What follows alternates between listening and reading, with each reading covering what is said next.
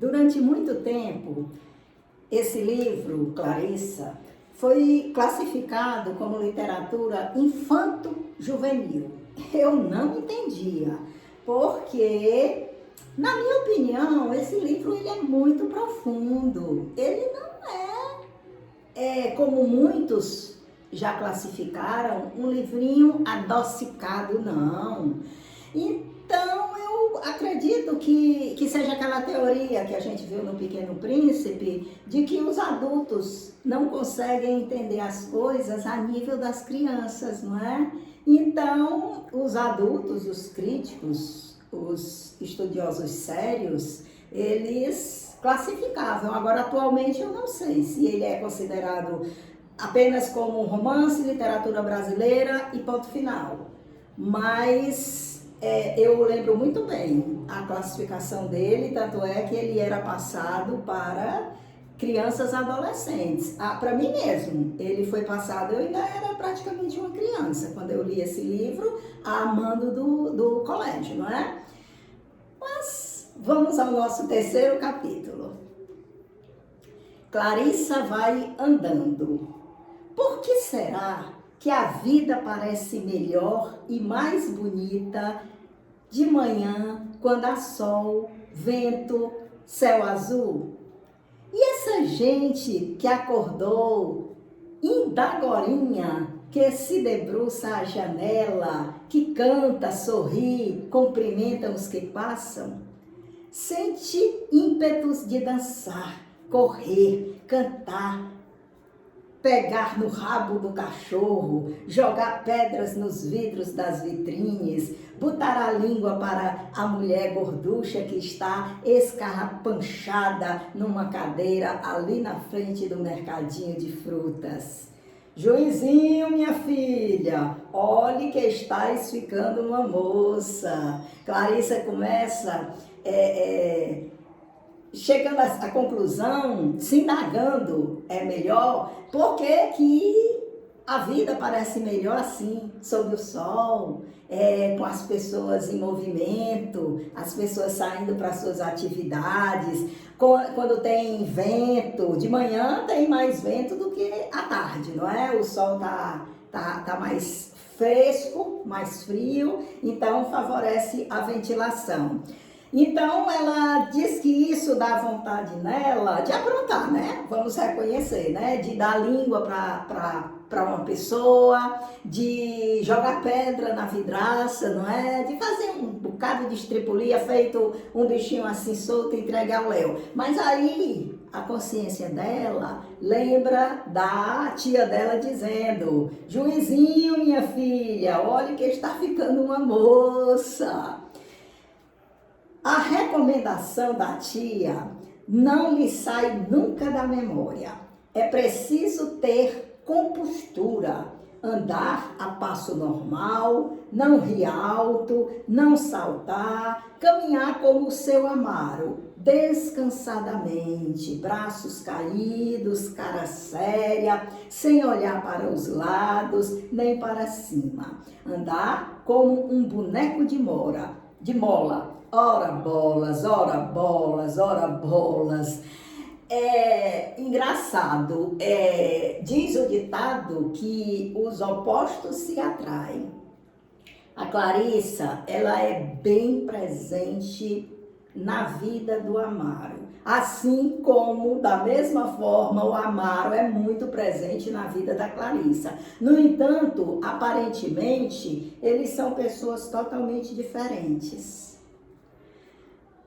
As coisas lá da intimidade, a gente pode até pensar que elas não têm nada a ver, muitas vezes, uma com a outra, como nesse caso, né? Mas se a gente for olhar direitinho, a Clarissa é o outro lado da moeda do Amaro, com a diferença de que a Clarissa, ela é extrovertida. O Amaro é introvertido, mas ambos têm aquela afeição, aquela admiração pela natureza de uma forma muito respeitosa. Eles estão atentos, os dois estão alertas. Eles gostam por exemplo, dos raios de sol, eles reconhecem a beleza da multiplicidade das flores, dando aquelas tonalidades diferentes, jogando, olhando por cima do muro, não é?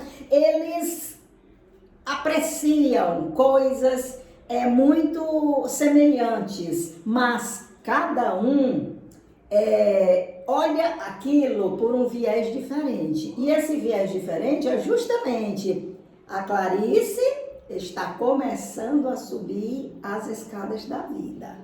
Por isso que ela se deslumbra tanto, porque quem está começando a subir está tendo visões a cada momento, até que chega lá em cima, e quem está começando a descer essa escada da vida é justamente o Amaro. Então, essas mesmas belezas, esses mesmos elementos positivos que a natureza deu a um, deu também a outro, mas eles olham esses elementos por um prisma diferente. O Amaro não tem mais idade de ter otimismo, de ter esperanças, ele já está num decrescente, ele não está decrépito ainda, né? Mas ele já é um homem muito vivido o suficiente para ter já se questionado sobre a existência, de ter perdido as ilusões, de não ter as respostas para as perguntas que geralmente uma pessoa faz, quando ela atinge um grau de maturidade, e ele está voltando com as mãos vazias dessas respostas e com a consciência muito segura, muito clara dos nossos limites para entender essas perguntas que ele está fazendo, certo? Então, ele já vem numa outra postura, mas os dois são praticamente a mesma coisa, em termos de potência, em termos de energia. O sol brilha, as casas estão encharcadas de luz, o vento bole nas árvores úmidas, a manhã cheira a sereno e a flor. As pedras do calçamento, as vidraças, os globos leitosos dos combustores, os automóveis que rodam nas ruas, tudo lampeja. Clarissa segue num encantamento. Olha só, a Clarissa, ela pulsa, e ela pulsa com muita força, com muita vivacidade. Não é todo personagem que vocês vão reparar que tem essa mesma postura da Clarissa, que tem essa mesma postura do Amaro, mas invertida. As emoções do Amaro, elas ocorrem todas lá dentro. E da Clarissa é tudo para fora. Ela vai explodindo a cada coisa encantadora que ela encontra. Clarissa segue no encantamento. Sua sombra se espicha na calçada. Como a vida é boa. Quem está falando isso é uma menina de 13 anos. Então, ela tem mais é que pensar e gritar isso nos 4 cantos do mundo.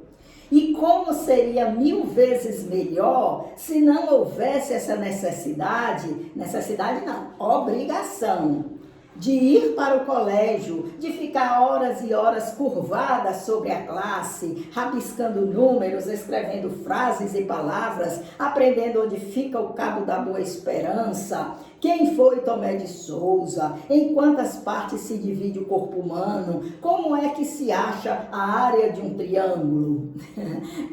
São coisas, matéria escolar, que não agrada a todo mundo, não é? Todo mundo estuda convencionalmente, mas o estudo, esse tipo de gosto pelo conhecimento, que o conhecimento escrito, que não é prático, não agrada a todo mundo. não agrada de jeito nenhum. Então, as pessoas que não criam essa conexão com o estudo, conhecer as coisas através dos livros, elas se sentem mesmo de saco cheio, né? E no caso, a Clarissa é uma delas. Já o Amaro, aparentemente não, porque naquela cena em que ele está observando as coisas do quarto dele, também tem livro lá dentro, né? Tem livro em cima da cama. Ou seja, ele é uma pessoa feita a leitura pelo prazer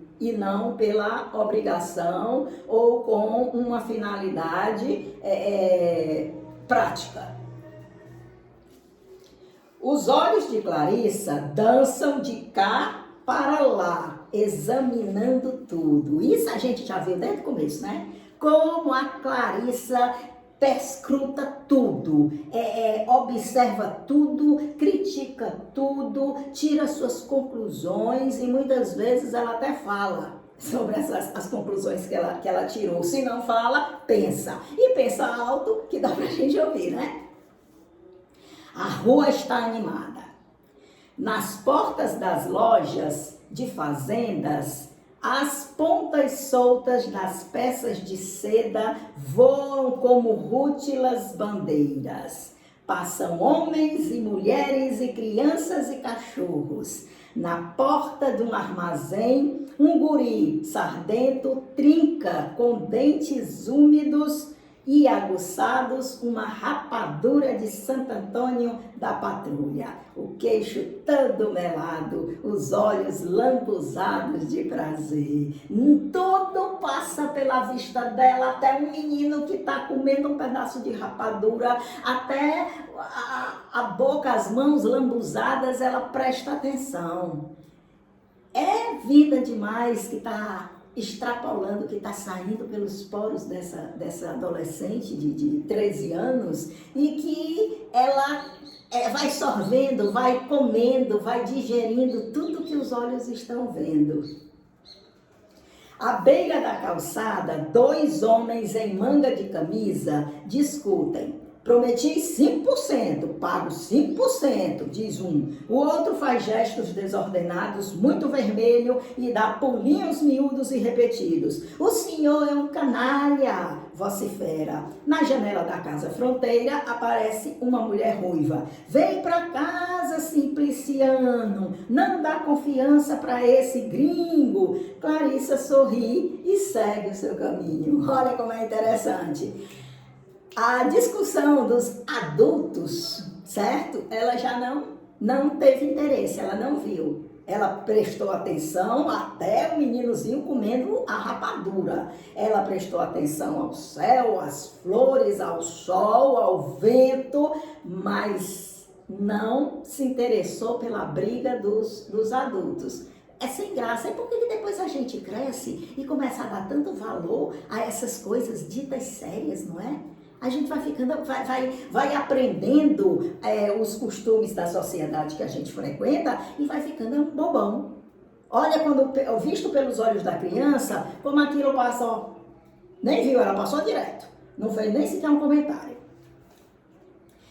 Clarissa sorri e segue o seu caminho. À frente de um café, para agora um caminhão pintado de azul. Um caminhão pintado de azul, ó. De dentro dele desce um mulato mal encarado com uma barra de gelo às costas. Que bom se eu tivesse 200 réis para comprar um picolé. Esse pensamento persegue Clarissa até a esquina da praça. ela chamou a atenção dela, o caminhão de picolé, aí sim, aí ela até desejou ter o dinheiro para comprar o picolé. Mas também não fica muito tempo sofrendo, não vai carregando isso nas costas por séculos e séculos e séculos, como o adulto faz, nós, os adultos, fazemos, e ainda pagamos caro para ir para um psicólogo para dizer isso. Fiquei frustrado porque eu não tinha dinheiro para comprar um picolé quando eu tinha 13 anos. Nós somos muito doidos, nós somos muito bobocas, bobões mesmo. E a Clarissa, será que ela ficou sofrendo por causa da falta do picolé? Que bom se eu tivesse 200 réis para comprar um picolé. E esse pensamento persegue Clarissa até a esquina da praça, só até a esquina. Na praça, os jacarandás estão cobertos de flores roxas. Olha só, chega nas praças, aí já começa a observar os jacarandás. Lá em cima, no topo do monumento, a imagem da República. Uma mulher que não tem na mão a mulher que tem na mão uma bandeira, faísca ao sol, recortando o seu perfil de ouro falso contra o azul puro do céu, pelos canteiros verdes e pelos caminhos de pedra miúda, sombras móveis e crivos luminosos. Até um documento histórico, não é? Que era da Praça da Bandeira, a imagem, a estatueta que tinha lá, ela não chamou tanta atenção a ela, a estatueta em si. Chamou a atenção como o sol estava refletindo naquela estatueta. Clarissa fica um instante a contemplar as árvores. Na sua mente se pinta de repente uma paisagem familiar. A estância de papai. É de manhã, as vacas mugem no campo, as macegas fagulham, na mangueira as criadas ordenham as vacas e os canecões feitos de lata de abacaxi se enchem de um leite morno e espumante. Papai, montado no seu bragado, vai percorrer as invernadas. Primo Vasco monta no petiço zaino. Que saudade! Clarissa, contemplando as árvores da praça, viaja imediatamente no pensamento para lá onde ela mora, né? O lugar, o rancho lá do pai, e aí lembra das atividades lá, o pai cavalgando, o leite sendo retirado, e essa recordação a enche de saudade, ainda que ela esteja vivendo bem com a tia Eufrazina, porque ela está conhecendo muitas coisas, ela está cheia de curiosidade, é um mundo encantador para ela, né? Um mundo totalmente novo, mas mesmo assim ela tem saudade de casa. Clarissa continua a andar, vontade de ficar deitada nesses canteiros, sentindo nas pernas e nos braços a umidade fresca que a noite deixou na relva. Os passarinhos cantam, invisíveis entre os ramos. O chão está cheio de flores roxas pisadas. Um perfume adocicado anda no ar. O primeiro governador-geral do Brasil foi Tomé de Souza.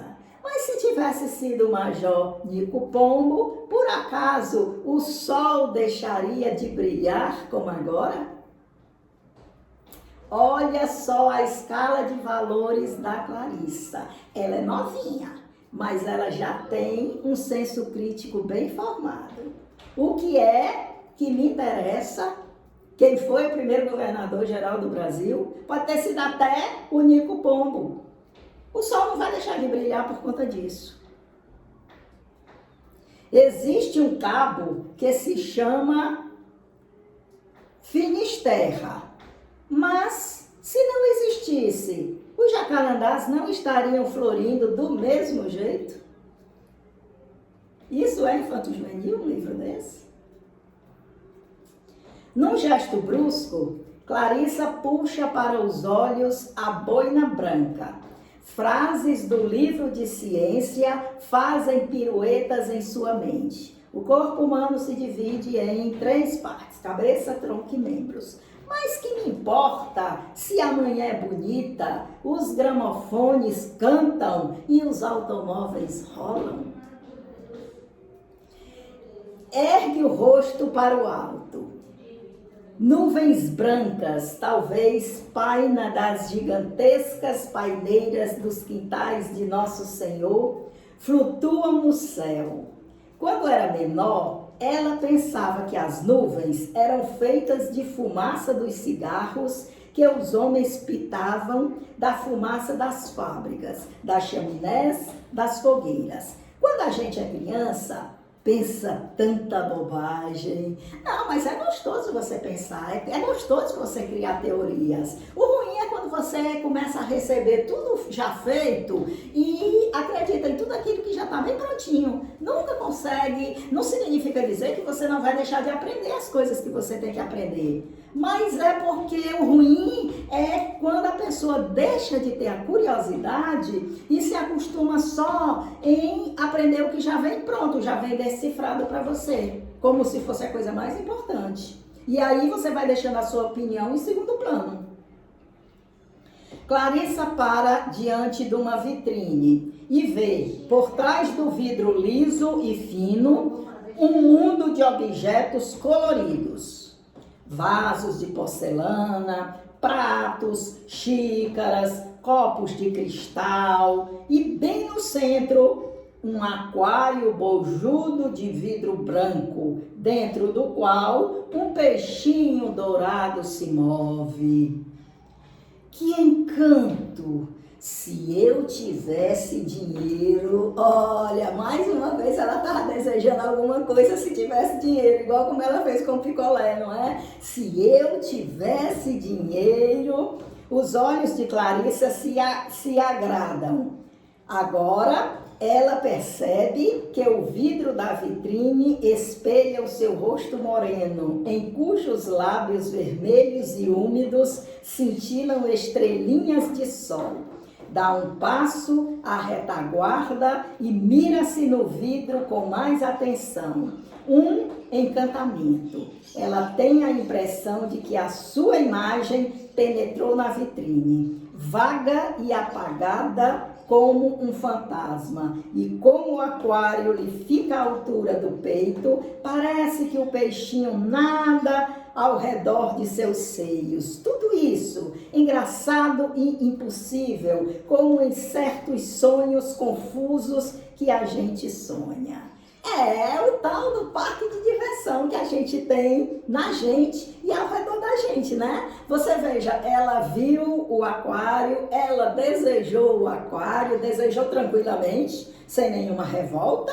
Ela desejou o aquário e imediatamente ela ficou se vendo refletida naquele vidro e que parecia encostada no vidro, parecia que fazia parte daquele cenário, daquela vitrine, não é? E imaginou e ficou projetando o peixinho, que já estava tão perto dela, nadando entre os seios dela, porque estavam ali mesmo quase sem diferença de espaço. Uma vez que o vidro transparente dava a impressão de que estavam juntos, né?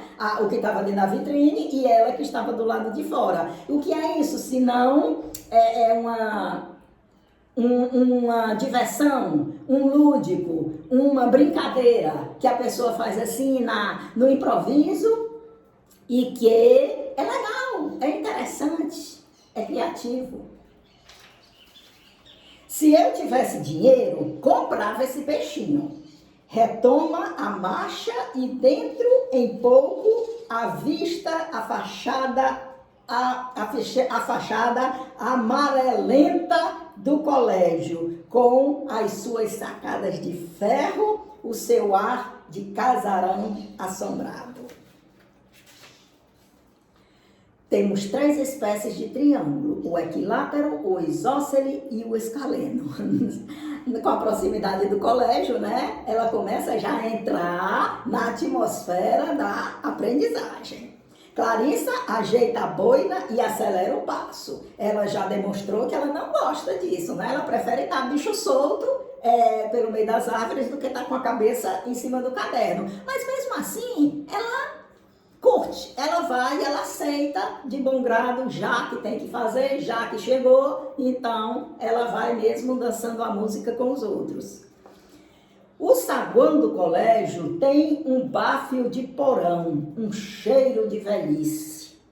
A zeladora ao pé da escada, mãos na cintura, imóvel como uma estátua, óculos acavalados no nariz, todo picadinho de bexigas, solta a voz cortante e desagradável. Depressa, menina, a chamada vai começar. Bom dia, Dona Filó. Os óculos de Dona Filó fuzilam. Clarissa galga os degraus em passadas largas. A escada range.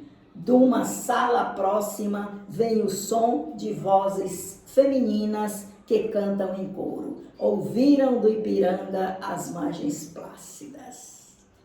E esse foi o nosso terceiro capítulo do livro Clarissa, mostrando a vivacidade dessa menina, mostrando o entusiasmo dessa menina, ao mesmo tempo que a gente faz um link com a nossa leitura última, O Pequeno Príncipe, e que a gente viu o que era depois de adulto, aquele homem tentar resgatar a criança interior. A gente ainda está vendo aqui na Clarissa a criança ainda potente, em plena forma, mas ela vai se transformar num adulto. A própria escola é uma das chaves principais para essa transformação, para ela sair desse mundo mais livre de ser criança e ela penetrar nesse mundo mais disciplinado do adulto, mais duro, mais pragmático, não é? E a gente viu a força do piloto tentando resgatar essa criança. Muito semelhante ao Amaro, que identifica essa criança na Larissa. Só que o Amaro não está tentando resgatar, entendeu? O Amaro talvez seja mais maduro do que o piloto, porque o piloto se emocionou com aquilo, porém, quando a realidade chegou, era que ele não ia abandonar a vida dele para dar vazão à criança. Não tem muita gente que abandona? Vocês já ouviram falar daquelas pessoas que num determinado momento da vida jogam tudo para cima, às vezes abandonam até emprego, abandonam tudo e se isolam, vão para o meio do mato, vão para um lugar deserto e vão viver plenamente entregue à natureza? Isso é só um exemplo que eu estou dando, não é? Então, o piloto, ele voltou à vida dele normal. Tanto é que depois, não é, ele fala dos amigos dele, né? Então, ele voltou de novo para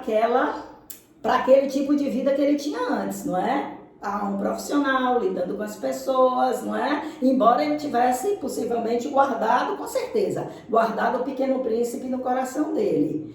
E tem os que abandonam e tem os que não conseguem abandonar. Talvez o Amaro, ao identificar na Clarissa a criança interior que foi abandonado, a beleza em essência, ele nem tenha tido a pretensão de abandonar, porque ele sabia que não dava mais. Depois que se vive determinadas experiências, que se tem determinados questionamentos, determinadas maturidades, não se consegue mais jogar tudo fora. Sempre ficam aqueles grilhões prendendo a alma, trazendo a pessoa a melancolia, trazendo a pessoa a tristeza. E o Amaro via isso. Mas mesmo assim, diante da feiura, a feiura, assim, em termos mesmo de coisas sem vida, de coisas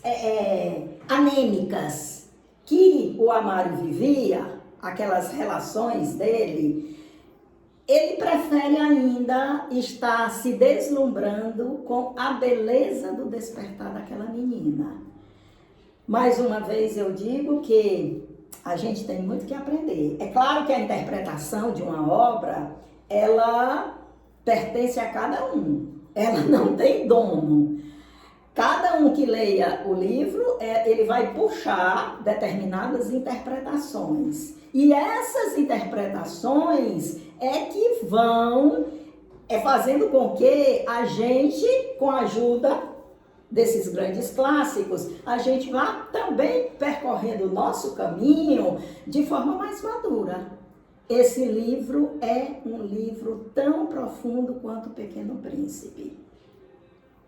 Para a gente saber isso, só tem que prestar atenção a todas essas entrelinhas. E falar em prestar atenção, vocês prestaram atenção quem está aqui? É ele! É, olha só, papagaiozinho tá aqui. Diga lá, rapaz, é verdade que tem uma surpresa para as crianças que vai ser mostrada mais tarde e que tem alguma relação com o papagaio? Por que será, hein? Que agora vocês estão chegando e dominando todo o cenário, hein? Pois é, vamos ver, né? Tchau, minha gente. Até o capítulo 4.